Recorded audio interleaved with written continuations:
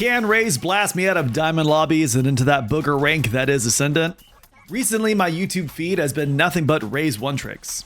You know, the absolute lunatics who treat satchels like a lifestyle, and honestly, it's gotten to me. I've become a full-blown satchel fanatic. I also want to prove something. You don't need to be immortal or radiant to be a menace on this agent. You just need confidence, timing, and the willingness to blow yourself up occasionally. Oh, nice. Johnny! Aria's gonna be so happy. Nice. So today we're breaking down my match on Corrode where I ended up being match MVP. I'll show you what I did well, the moments where I cooked, and, well, the moments where I cooked myself.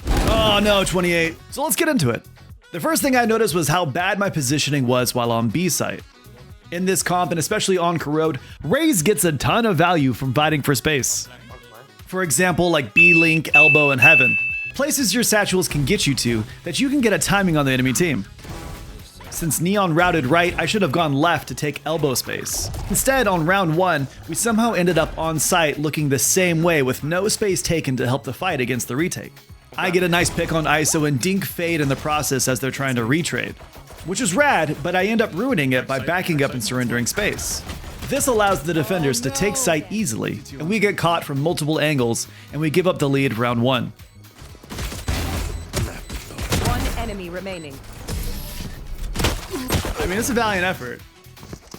For round 3, this is our first buy round, and we go A. Chamber didn't show B for the first 2 rounds, and comp players are creatures of habit, so I assume he's still going to be A. And wouldn't you know it, Chamber's here A and goes for that early fight only to get picked off before he can snap his fingers. Once we get on site and plant the spike, I set up a cross with my duo Gecko, and we position ourselves to be traded out if one of the defenders swings. Since the bomb has been planted, I don't need to chase for kills. The defenders have to come to us. The last thing I want to do is give them an easy one and potentially throw the round. I'm guilty of overheating when we have numbers advantage, but I play it cool and play for the trade and we win the round. Now for round 4, we're back on A. I catch Fade out of position and in the open, and I do a random spray through the smoke, and since that's where most defenders hide, I somehow delete the neon, which gives us sight. But again, we take sight and then collectively forget that space exists. We're just shoulder to shoulder looking at the exact same angle like we're posing for a family photo. Thankfully, we're able to hold sight, making this a 4v1. Chamber is the last alive and has op, and since we have numbers, I swing him to make sure he doesn't carry it into the next round. The satchels were sick, but my Bucky hits as hard as a wet noodle, and I get humbled by the headhunter. I hit him 11, dude. Thankfully, my duo trades me out, and the enemy is eco to end without an operator. For round 6, Chamber pops his ult, and instead of doing literally anything intelligent, like jump peeking or asking Gecko to use a flash, I decide to slow peek B main like I'm trying to get a good look at the wallpaper. It's awful. I deserved everything that happened to me. For future games, I'll be peeking with better intention or asking for util to clear this angle since this is an aggressive on angle. For the rest of the half, I start instantly nading that angle to keep him off of it. Sometimes Spipe is the best form of utility. Now, one thing I definitely need to work on in the future is calling for util. When I'm 5 stacking, I'm loud, I'm calling strats, I'm very vocal with clear intentions. All right, I'm gonna dive on whoever's here. Johnny, when we stun, can we stun like this line? I'm gonna dive on them. Yeah, of course. What did you throw? Okay. Oh, I was like, I hear some shit. Ready? I'll stun in your call. Watermelon. Whaley backside. Oh, nice. Johnny! Aria's gonna be so happy. Nice. But when I'm solo, I go silent, and that silence literally loses us rounds. It's not fair for me to expect randoms to magically know where I'm going or what I need in this situation. Half the people in ranked either have no comms, or the only time they want to talk is when they want to actively be screaming at something. And the other half are following the, just run it down and maybe we'll win methodology. If I want better entries, better site hits, better trades, I gotta speak up. For the last round of the attacker half, we decide to go B again. Fade has been throwing I early every round, so I tell the team to hide from the I, but Club says no thanks to that plan and runs it in only to be sat down immediately. Okay, our Clove doesn't want to hide from the eye. During that time, Neon ults A main, does a little shimmy, and then just gets tapped by the Clove.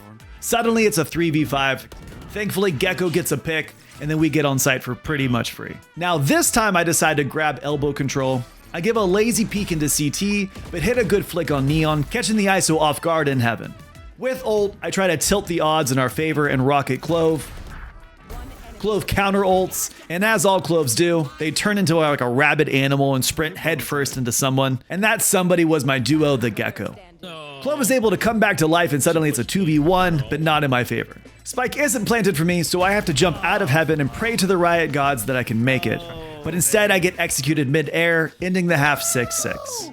60. For pistol round on defense, the enemy team decided to 5-man it down A and easily overwhelm us, which forced us to retake.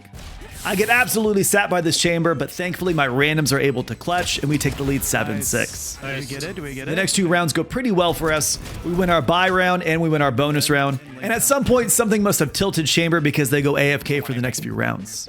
Leave it to the default skin Chamber to throw a game. At this point, the vibes are amazing. Neon literally walks down Fade with a classic, like this is a deathmatch. And the craziest thing is the guy gets away with it. Oh my God. I saw Poppy Shen out.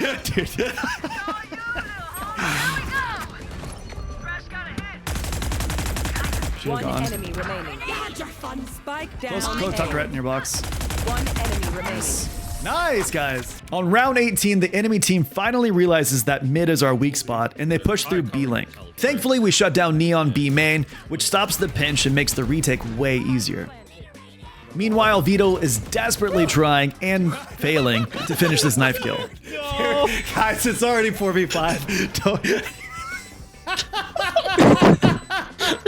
That was so mean. He almost fucked up the knife. Yeah, dude. Yep. Imagine he like 180 dude. I've seen it. I've seen it. Match point. For match point, nothing really too crazy happens. I pick off Fade in mid. Vito shuts down the A hit, and that locks in the dub and secures our spot as match MVP. Now, after watching the VOD and making this video, I'm definitely going to have a lot more intentions going forward. I want to be more aware of where my team is playing so that I can actually take space and post plant instead of just sitting around in a clump. And I need to stop pulling Boombot out in random moments where I should actually be having my gun out instead. Those tiny decisions are what separate a good Raze from a Satchel God, and I'm excited to get there. Overall though, I'm really happy with this game. Raze fits my playstyle perfectly, aggressive, explosive, and kind of chaotic. Thanks for watching as I document my way out of Diamond. I hope you enjoyed watching it, and if you would like to see more of this content, let me know in the comment section down below, and hit the subscribe button for more future videos. Until then, I'll see you all in the next one. Take care.